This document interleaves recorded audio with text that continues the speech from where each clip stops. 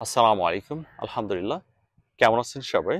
শেষ পর্যন্ত আমি নারীর টানে বাংলাদেশে, নিজের বেড়ে ওঠা শহরে, নিজের বেড়ে ওঠা জায়গায় সবচেয়ে আপন এবং পরিচিত জায়গা। কিন্তু তারপরেও মনে হয় সবচেয়ে দূরে। কারণ মন চাইলে চেনা জায়গাগুলোতে আসতে পারি না। এয়ারপোর্টে যখন চলে যাই, টার্মিনালে ঢোকার পরে আত্মীয়রা যখন বাইরে দাঁড়িয়ে থাকে, তখন গ্লাসের এপার থেকে ৪ ইঞ্চির দূরত্বকে মনে হয় পৃথিবীর সবচাইতে বেশি দূরত্বের জায়গা। কারণ মন চাইলেও ছুঁইতে পারি না। যোজন যোজন দূরত্ব। আজকে এসেছি নার্সারিতে কিছু গাছ কেনার জন্য। বছরে ২-১ বার দেশে আসা হয়। গ্রামে সেভাবে থাকা হয় না দেশে। কিন্তু তারপরেও বাসাকে অল্প সময়ের জন্য সাজানোর ইচ্ছের কোনো কমতি থাকে না। আজকে আমি কিছু গাছ কিনেছি। আমার আগে থেকে গাছ কিছু কেনা ছিল। আমার ছাদ বাগান সহ আমার বাসা আপনাদেরকে ঘুরে দেখানোর চেষ্টা করব এবং আপনাদের সময়ের জন্য আপনাদের প্রতি কৃতজ্ঞ। চলুন আমার বাসায় যাওয়া যাক। এটা আমার বাসার একটা কর্নারের লুক এবং এই যে পেছনে ছোট্ট করে যেটা দেখা যায় ওটা আমার উঠান। এবং এই খড়ের পালাগুলো এগুলো দেখাতে আমি গর্ববোধ করি কারণ আল্লাহ আমাকে এরকম জায়গা থেকে উঠিয়ে নিয়ে এসেছে আলহামদুলিল্লাহ। যারা পেছনকে ভুলে যায় তারা তো কাওয়ার্ড এবং অকৃতজ্ঞ। এইটা দিয়ে আমাদের পাড়ার লাস্ট মাথায় যাওয়া যায়। আমার বাসার চারপাশের লুকটা এরকম এরকম এবং আমার বাসার সামনের লুকটা একটু দেখে। বাসা কেন জানি ভিডিওতে ছোট ছোট লাগছে। এনিওয়ে, এইটা হচ্ছে আমার বাসার সামনের লুক। বাসার ভেতরে এবং বাইরে আন্ডার কনস্ট্রাকশন। ভেতরে কনস্ট্রাকশনের কাজ হচ্ছে, সাথে ইন্টেরিয়র কাজ হচ্ছে। এবং এই যে এগুলো যেগুলো দেখা যায়, এগুলোতে সিএনসির কাজ বসবে, এগুলো আন্ডার কনস্ট্রাকশন। গত বছর যাবার সময় আমি এই জায়গাগুলোতে কিছু গাছ লাগিয়ে রেখে গিয়েছিলাম। আমি দেশে না থাকার কারণে ওভাবে একটা বাসায় গাছ লাগানো এবং যত্ন করা হয়ে ওঠে না। এবং এই যে এইটা আমাদের পুরনো বাসা। এইখানে আমাদের জন্ম এবং বেড়ে ওঠা। এটা একটা ফুলের গাছ। আমি আসলে জানি না নামটা কি। তবে রাতের বেলা এত গন্ধ ছড়ায় যে বাসার চারপাশে যেগুলো বাসা আছে সবাই এই গন্ধ পায়। এবং এইগুলোতে সবজি চাষ করা হবে, সেজন্য এটা ফাঁকা রাখা হয়েছে। ফুলের গাছ লাগানো হবে। এগুলো বাসার কাজ শেষ হলে সাজানো হবে আর কি। এবং এই পাশ থেকে লুকটা এরকম, এইভাবে।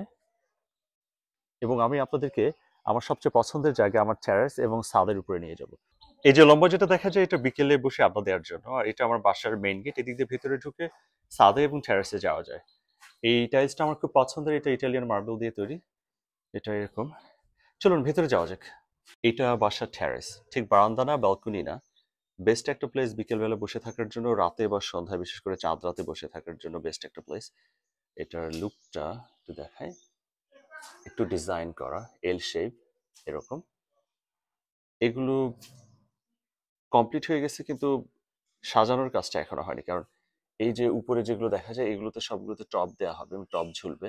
তখন ভালো, বাবুই পাখির বাসার মতো ঝুলবে, তখন ভালো লাগবে। ঠিক এই জায়গাতে টেবিল চেয়ার দেওয়া হবে বসে থাকার জন্য। এবং ঠিক মাঝ বরাবরে, এই যে মাঝ বরাবরে এইখানে বসবে একটা দোলনা। অর্ডার দেওয়া হয়েছে, এখনো আসে নাই। এবং এখানে বেশ কিছু গাছ লাগানো আছে সৌন্দর্যের জন্য। আমি আসলে সত্যি বলতে জানিও না এগুলো কোন গাছের নাম কি। এগুলো ফুল হয়, বেশ সুন্দর গন্ধ হয়, এই পর্যন্ত। এর বাইরে আমি তেমন কিছু জানি না। এবং এই পাশটা এরকম। এই রুমটার এই পাশের দেয়ালটা পুরোটাই গ্লাস লাগানো। কারণ ভেতরে যে শুয়ে থাকবে রাতে বাইরের প্রকৃতি, চাঁদের আলো, রাতের আকাশ যেন দেখতে পারে সেজন্য। একটু অপরিষ্কার কারণ গ্রামের বাসা, চারপাশে কৃষিকাজ চলে। আমি সবকিছু জেনেই এখানে বাড়ি করেছি কারণ এটা এখান থেকে আমার বেড়ে ওঠা, এটা আমার পরিচয়। এবং বাসাটা এখনো টাইলস করা হয়নি। ফ্লোর চিপিং এর কাজ চলছে, ভেতরে টাইলস করতে হবে। এবং সবকিছু নোংরা, পর্দাগুলো লাগানো আছে কারণ ভেতরে কাজ চলছে এবং চিপিং হচ্ছে, যেন আহ, দেখতে খারাপ না লাগে সেই জন্য। উপরে যে আমার ছোট ভাই মনে হয় মরিচ তুলছে। তারপর তুমি কি করছো, মরিচ? আচ্ছা। ওইখান থেকে নিচে কমিউনিকেট করা যায়, এটা খুব ইন্টারেস্টিং একটা ব্যাপার। বা এনিয়ে চলুন আমরা ছাদের উপরে যাই, দেখাই। বাসার আউটডোর দিয়ে ছাদে যাওয়ার ব্যবস্থা এদিক দিয়ে। এদিক দিয়ে ছাদে উঠে এদিক দিয়ে আমার এটা ছাদ বাগান। এগুলা কি ফুল আমি জানি না, আম্মু লাগিয়ে দিয়েছে। এটা হলো কমলার গাছ। এখান থেকে আলহামদুলিল্লাহ অনেকগুলো কমলা খাওয়া হয়েছে, এখন আর কমলা হয় না। কমলা খুব সেন্সিটিভ একটা গাছ। তারপরে এইটা হলো সাফেদা। আলহামদুলিল্লাহ অনেক সাফেদা আছে পুরো কাজ জুড়ে, এখান থেকে এইদিকে এবং ও পাশটাতেও অনেকগুলো আছে। এই যে এখানে আহ এখানে অনেকগুলো। এইটা মালটা, অরেঞ্জ। এবং এর গোড়ায় আম্মু কি যেন লাগিয়ে দিয়েছে। এবং এইটা হলো থাই বেল।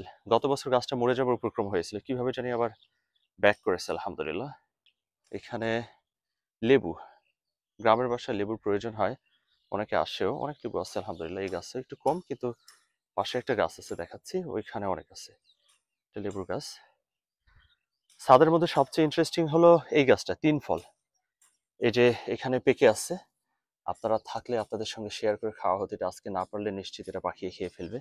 ওয়াত্তিনে ওয়াজ্জাইতুন ওয়া তুরে সিনিন ওয়া হাযাল বালাদিল আমিন, যেটা বলা আছে কোরআনে। আল্লাহ তুর পাহাড়, 3 ফল এবং জাইতুনকে নিয়ে যে কসম করেছিল, সেই 3 ফল এটা। এই যে এখানে বড় একটা, এবং এই পাশে আরো একটা মনে হয় পেকে আছে, এই যে, হ্যাঁ পেকে আছে। অনেক সুস্বাদু ফল। আপনি কত মিষ্টি খান আমি জানি না, তবে 10টা পাকা 3 ফল একসঙ্গে খাওয়া খুব ইজি জিনিস না। অনেক 3 ফল আছে আলহামদুলিল্লাহ। ও এখানে একটা পেকে আছে, এই যে একটা।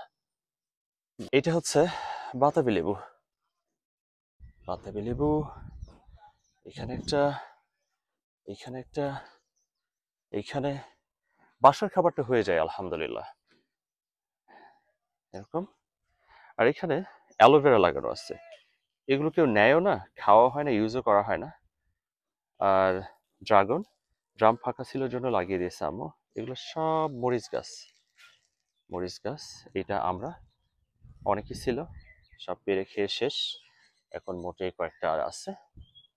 আমি যে ট্যারাসের কথা বললাম, এই যে এই সেই ট্যারাস, এখান থেকে খুব ভালো মতো দেখা যায় ওই যে নিচে। আর এই পাশে বড়ই গাছ, ওইটা পেয়ারা। এই পেয়ারার জাতটা খুব একটা সুবিধার না, একটু এদিক ওদিক হলে পাতাগুলো মরে যায়। আর মরিচ গাছ, এটা মাত্র মরিচ আমার ছোট ভাই উঠিয়ে নিয়ে গেল। আর এটা লেবু, এই গাছটাতে প্রচুর লেবু আছে।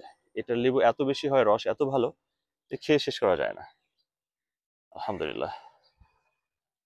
লেবু। আর এই পাশটায় পেয়ারা, এই পেয়ারার গাছে কিছু পেয়ারা হয়েছে অল্প, এই যে আছে পেয়ারা, বিক্ষিপ্ত ভাবে ছড়ানো ছিটানো। এই যে এখানে 2টা আছে। এই পাশটায় ড্রাগন, এই যে ফুল আসছে। আমার ছোট ভাই মরিচ তুলতে এসে কিছু উঠাই নিয়ে গেছে। এই যে ছাদে খাবার চেয়ে বড় কথা হলো সময়টা কেটে যায়, এবং খুবই ইন্টারেস্টিং একটা জিনিস ছাদ বাগান। খাবারের জন্য ছাদ বাগান আমার মনে হয় কেউ করে না। এটা 12 মাসি আমের গাছ, এইখানে অনেক আম আছে আলহামদুলিল্লাহ। মাত্র আম মুকুল ঝরে যে আমগুলো বড় হচ্ছে, এইগুলো অনেক পরে পাকবে। যে এখানে আছে কয়েকটা, পেছনে আছে, এইখানে, যে এখানে আছে এরকম। এখানে একটা আম গাছ, এটার আম খেয়ে শেষ।